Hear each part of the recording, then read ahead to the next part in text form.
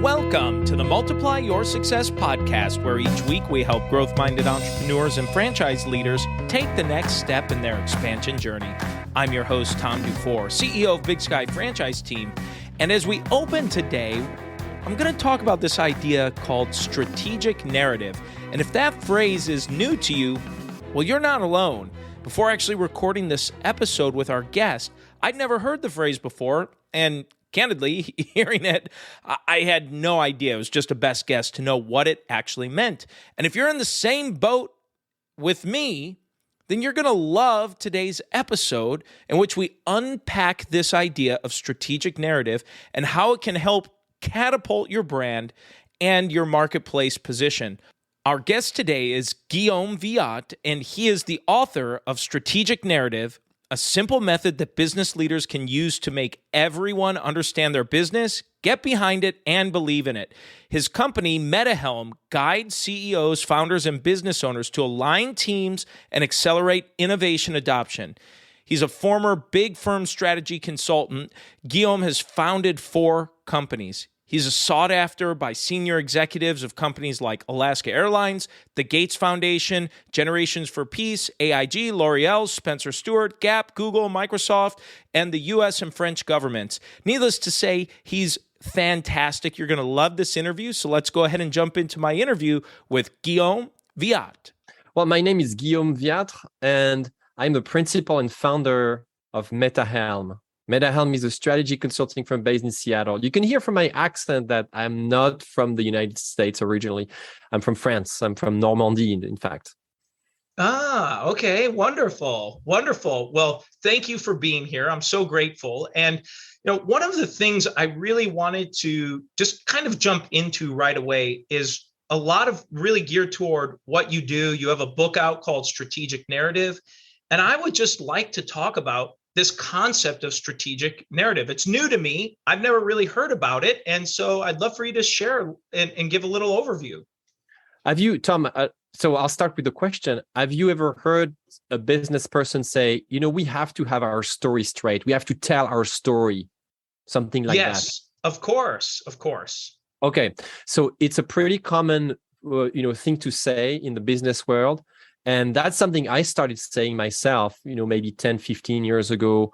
I've been an entrepreneur for over 23 years now. And I really love this concept. And at first thought that, you have to be a great storyteller and you have to have a company story.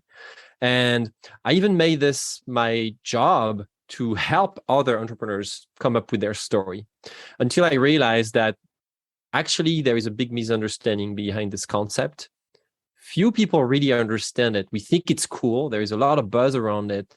But what's really underneath this is that what you should be focusing on if you are an entrepreneur and you want to scale your business is not build one story, but a system of stories. And that's what I call a narrative.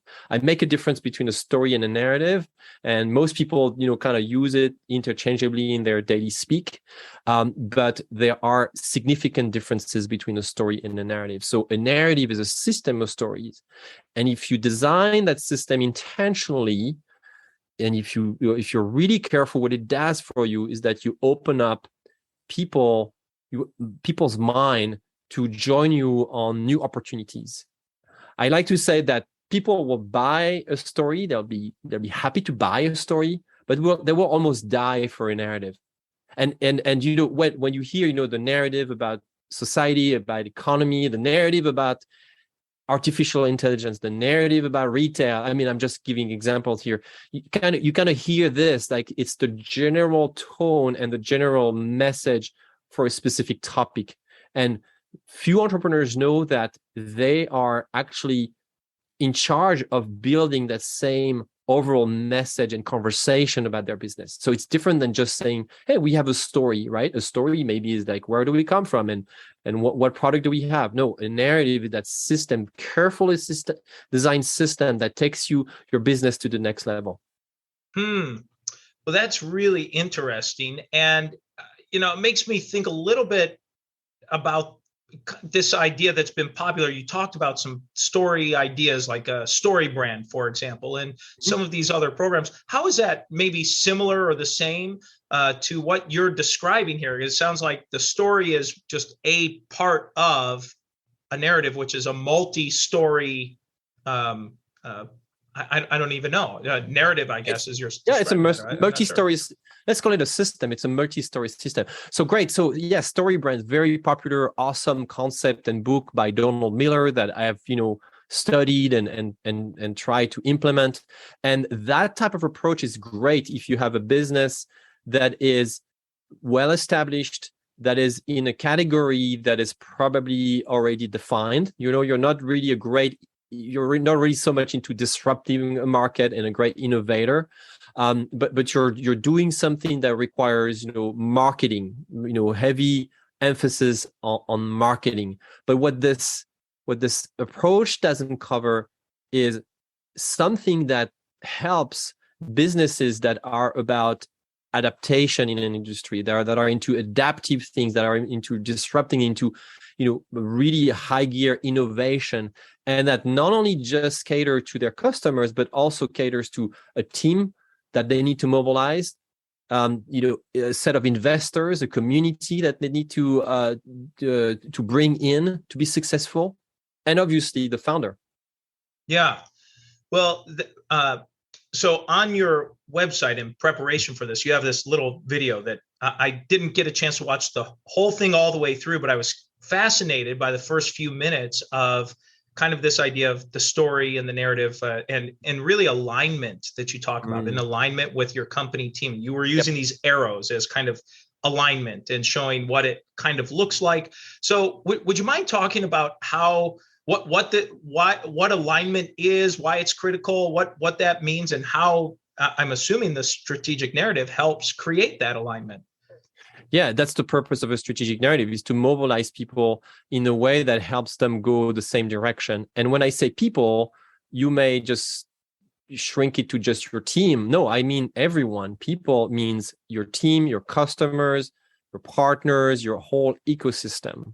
So in my book, I represent people visually as arrows, and I say if people are arrows, those arrows go in a certain direction at a certain intensity. They are vectors. People are vectors, and so on a daily basis, if I am doing something for my company, say I'm thinking about a new product, I do it in a direction that hopefully is aligned to the purpose of the company, the mission, the goal of the company, and what we're trying to achieve, maybe in terms of profitability or market presence, and so on. And so I do this, and all my decisions throughout the day and throughout the week are going to be driven by something that is unconscious, that is the narrative, something that I'm not going to necessarily challenge because I've got stuff to do. And so that's true. If that's true for one person, imagine what it does when you have 10 or 100 or 1,000 people, and we're all driven, all our decisions are driven by something that is a narrative. So if that narrative is different, slightly different for people in an organization, what you can picture, and that's a visual that I have in my book, is a whole bunch of arrows that goes a thousand directions. And in fact, there is research around this topic, and people have researched, and then that's a data point that is available out there. In companies of about 1,000 people, on average, only 10% of employees know exactly where the company is headed. The rest is kind of knows or make a lot of assumptions and kind of goes with the flow, and kind of goes by, but doesn't show up to work with that engagement and that mobilizing factors that makes them make the better decisions, and in a more powerful way, I would say, right? It's orientation and direction. So a strategic narrative helps you fix this problem. And you may have a great product or service, you may have great marketing, HR processes, finance processes, but this is going an extra notch. This is going to provide to you as an entrepreneur, as a successful entrepreneur, the method and the means to really align and make all those arrows go in the same direction. That's the whole point right there. I see.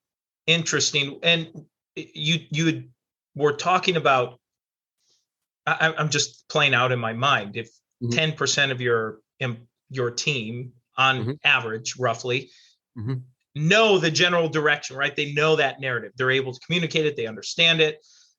Just thinking about how many people, let's say your customers or prospective customers, or maybe some key stakeholders or key players in your community or vendors or suppliers that are communicating every day with your staff, and 9 out of 10 of them are not aligned. That seems problematic that we're all facing. So how do you help overcome that?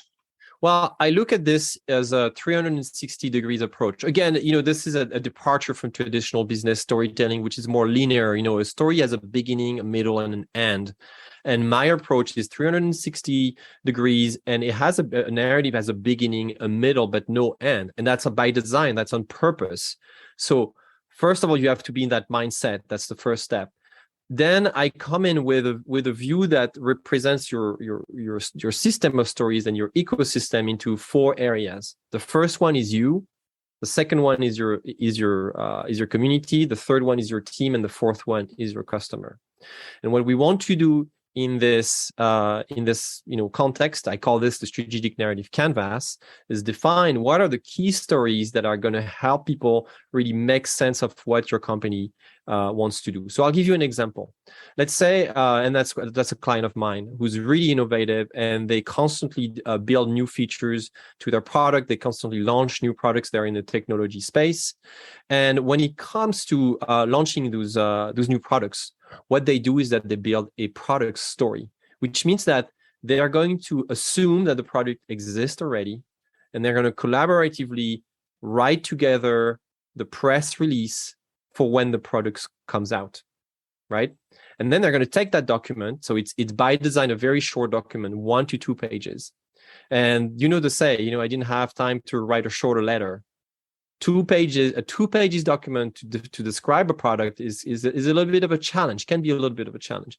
And then they're going to test their assumptions and see if their team, their potential customers get excited about this product. And until they get excited about this idea, features, product, whatever this might be, they're not going to start the product development process. So that's an example of what you can do with the strategic narrative in the product development dimension of that narrative. But there are so many other examples. You could apply the same approach, the same thinking for recruitment, for instance. Yeah. Well, where's a place when you're working? You have a great list of clients you've worked with, well-known brands, and most of our clients that we work with, and even folks that oftentimes are listening in, they're leaders of maybe small to mid-sized businesses that are tuning in. What's a place maybe someone could start or just get introduced and get this strategic narrative going in their business? How do you recommend someone do that? Well, so first of all, this is something that is the leader's responsibility to do. So number one, don't delegate this. Do not hire an agency, for instance, and just say, well, you write our stories for us. That's old thinking. It can work once your strategic narrative is established to communicate what this narrative is about externally. But first of all, you have to realize that this is your job. This is your responsibility. So I like to say, don't do it. You should do it on your own. And start, not necessarily do it alone. So the first place is there. So you want to maybe bring in your team and go over a set of basic fundamental stories. The first one is the origin story. And you may say, well, we know where we come from. We know where this, we know why we started this company. Well, great. You're in a good spot. But you would be surprised that, by actually rehearsing how we tell that specific origin story, people will actually learn and will remember details that helps them align their decision and see where the company comes from and where the company is going. Another example of the kind of story you need to build collaboratively as a team is what I call your perspective story. It's really about owning the opinion of the business in your market. And when you have ownership of a specific point of view, you create a very differentiating presence in your market. So some very, very famous example would be Google's 10 things we know to be true. You can look it up.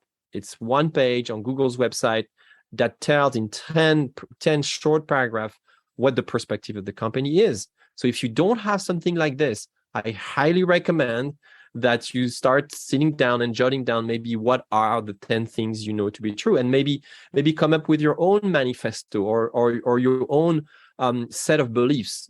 This takes a little bit of time, but once it's in place and once you've invited your team to co-design this with you and maybe some clients, it's really, really powerful, because people will really put their fingerprints on something that now they own, and that makes them accountable and responsible on a daily basis. So these are just, couple steps that you can start with.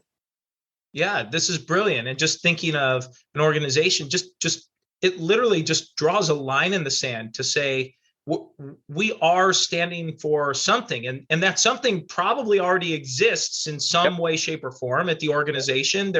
Maybe it's unspoken, it just hasn't been articulated in a certain way, but it really makes it clear now what that is going to be.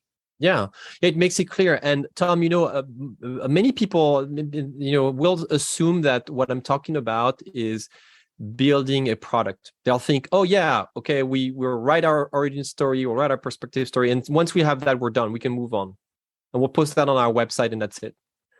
Actually, what I'm talking about is different. I'm talking about a practice. I'm talking about the practice of revisiting those stories, telling them over and over, adding other new people's version of those stories, and seeing how they evolve over time. Let me give you an example. I work with this company in France called Questio.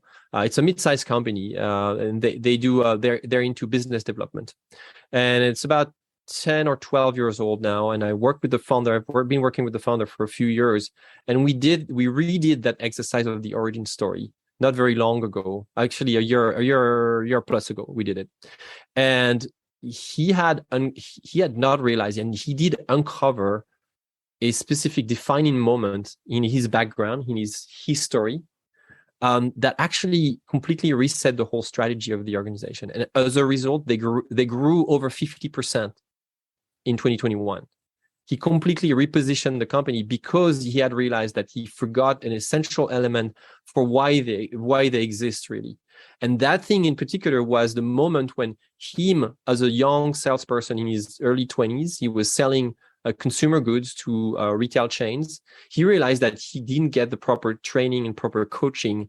And although he was also a professional athlete at the time and got so much coaching, he's like, why is that in sports and music and entertainment, we get all those great coaches, but in sales, we're kind of left to our own demise. Yeah, we have maybe a training here and there and maybe some incentives sometimes, but the level of coaching is drastically different. So he realigned his whole company around this moment that he had experienced and started actually breathing life through it. On podcasts, he started writing about it. He started doing his internal retreat around this concept and this moment.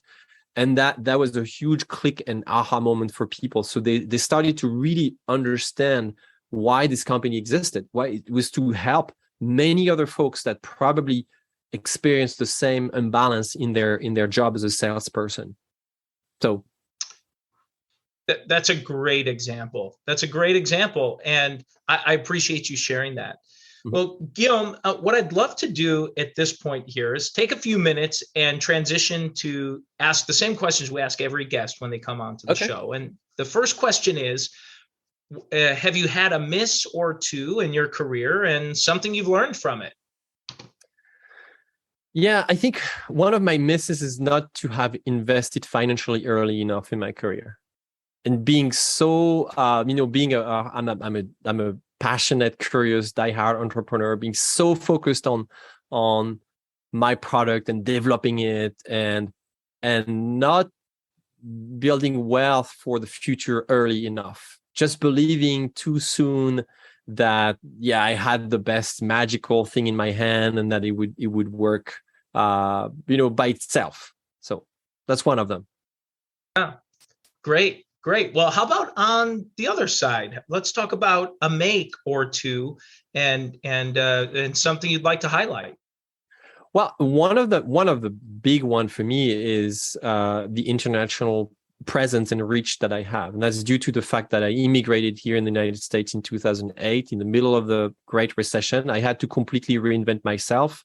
Nobody could read my experience, my background, my resume, and I had to start over and really, transition successfully, establishing myself in a culture that is not mine, with a language that is not my native language, and rebuilding that trust, that presence, little by little. That's really a huge achievement for me. Another achievement is to have actually built my own narrative and own a point of view that is differentiating from anybody else in my space, and being able to teach it at universities. I teach at the University of Washington. I teach in France. I teach remotely in different countries, and being able to help other entrepreneurs, and sometimes very successful entrepreneurs, not just startups, but I'm talking about very successful entrepreneurs. So these are kind of the couple big things. And being trusted by big brands, I think, is a big make for me. I work with companies like Microsoft, Alaska Airlines, L'Oreal, Spencer Stuart, and being able to transfer the learnings from working with those big accounts to smaller, maybe mid-sized companies who are not at that level yet, but aspire to get there one day. Yeah. Yeah. Oh, thank you. And let's talk about a multiplier. This is probably my favorite question we ask our guests, because we get such a wide range of responses. So I'd love to know, have you used a multiplier in growing yourself or your company or in your career that you can share? So here is how I define mine: is being able to live in the zone of productive disequilibrium. Always on the edge, always looking for the discomfort that helps me take resonated risks. Well, I'm glad you mentioned that, because I had written down here a quote I saw on your website. And so I want to just kind of spin off before we get to the last question, just ask you here. You wrote on your website, "I'm here to make you comfortably uncomfortable. And I want to push your way of thinking to build and refine the way you communicate your strategic narrative." And so that really stood out to me. And so I'd love for you to talk about that. I think it ties into what you were just sharing here. Well, my multiplier is exactly about walking my talk here. And so what you see on my website, I live it every day, every hour, every minute. And what I'm talking about is the ability to look at your business. So the metaphor I use is to climb on the balcony of the dance floor. Imagine your business is a dance floor with a lot of people doing things. Their move, their plays, it's vibrant. It's going 100 miles an hour or 200 miles an hour, and going to that zone of productive disequilibrium is getting to the balcony, looking at it, and saying, okay, there are things we need to change. There are truths that are not be told, that are not told yet. There are elephants in the room. There are moves we should be making on our market or in the way we run our business that are bold, that requires courage, right? How can we make those moves without killing our business? Of course, that's not the intent. The whole intent is to evolve the business, to adapt through the changes outside and inside. But this requires really the courage to make some tough decisions sometimes. So many people think, okay, building a strategy narrative, it's just like a story. You write stuff, it's a writing exercise. Yeah, marketing can do that. That's not what I'm talking about. I'm talking about a leadership move. I'm talking an act of leadership, not an act of literature. A narrative is about making decisions that will polarize people sometimes, that will make people upset, because change is hard. They're going to have to lose something, maybe lose their zone of comfort, maybe lose their autonomy, they lose their status. But that's what happens when a business grows. Yeah. Oh, that's beautiful. Thank you for sharing that. And well, the final question we like to ask every guest is, what does success mean to you? The word success evokes the word intentionality. To me, success is becoming who you're supposed to become, doing what you're supposed to do. And in the business realm, it's about building a company that impacts people the way it's supposed to impact people. It's all about, I'm a strategist, Tom. I'm a marketing strategist. I'm a leadership coach. So I think about this thing all day long are you doing the things you wanted to do? Are you really executing the strategy you wanted to, are you actually accountable, committed to your biggest dreams? So that's what success means to me. Whatever the dream is, the big can be small, big here in the United States or all over the planet, that's your choice. But what really matters is helping more people accomplish and being aligned with their dreams. Yeah, great. Well, as we bring this to a close, Guillaume, is there anything you are hoping to share or maybe get across that you haven't had a chance to yet? I feel like I talked a lot, but one of the things I like to say is, I'm a jazz musician. I'm a jazz musician, and in jazz, we think most people see jazz as like this joyful, unorganized, kind of chaos. No, actually, jazz is very much driven by systems, principles, and one of them is listening, and it's the it's the complete opposite of control. And what I like to say is that if you want to build a great company, if you want to build a great strategic narrative, you have to let go of control, because control is for beginners. That is brilliant. Well, Guillaume, how can someone learn more about, if they're interested in saying, wow, I love what he's saying, I want to learn more, maybe get involved, maybe buy a copy of your book? What's the best place for people to do that? Well, my book is available for free, and you don't even have to put an email, because I don't like to spam. So I will not spam, because I won't even have your email. And to get this book, it's simple. You go to strategicnarrative.com, and you land on my company page. You'll see a photo of me, and you'll see book, and you click there and read the book. It's a very short book. It's a fast read that is, the feedback I've gotten is that's pretty thought-provoking, and people take action based on that. And if you want to talk more, connect with me on LinkedIn or just shoot me an email. Guillaume, thank you so much for a fantastic interview. And let's go ahead and jump into today's 3 key takeaways. So takeaway number 1 is just the definition of what strategic narrative is. And strategic narrative is essentially a system of stories about your brand. So you have your own story. You maybe have heard that. We have to have our own story, or tell our own story, or have a consistent story. And what Guillaume says is, well, that's correct, but it's actually a series or a whole system of stories that work together about your brand. And so I thought that was a phenomenal takeaway, just to help explain what that is. Takeaway number 2, strategic narrative helps create alignment within your team. And he said that on average, only about 10% of employees know the direction of where the company's going. So having a clear strategic narrative allows you to create alignment with customers, your staff, your community, and even with yourself. And he gave that analogy of viewing people or thinking of them like arrows. And which direction are those arrows pointing? Are they all pointing in the same general direction? Are they lined up? Are they pointing backwards, upside down, all the different angles? How does that look? How is that structured at your organization? And strategic alignment helps get them all trying to point in the same direction and lined up in doing so. Takeaway number 3 is when he talked about what success means to him. And he said, for him, it's becoming who you are supposed to be, doing what you're supposed to do, and building companies that are supposed to impact people the way that those companies are supposed to impact people. I loved that takeaway. And now it's time for today's win-win. And today's win-win is when Guillaume talked about the first step to creating your own strategic narrative. And the first part of that is that the leader, for you as the leader, you cannot delegate this. You need to do this yourself and be very active in the creation of it. And then part 2 of this first step is to really develop and be very clear about your origin story. I thought that was a very simple, great first step to take. That's the episode today, folks. Please make sure you subscribe to the podcast and give us a review. And remember, if you or anyone you know might be ready to franchise their business or take their franchise company to the next level, please connect with us at bigskyfranchiseteam.com. Thanks for tuning in, and we look forward to having you back next week.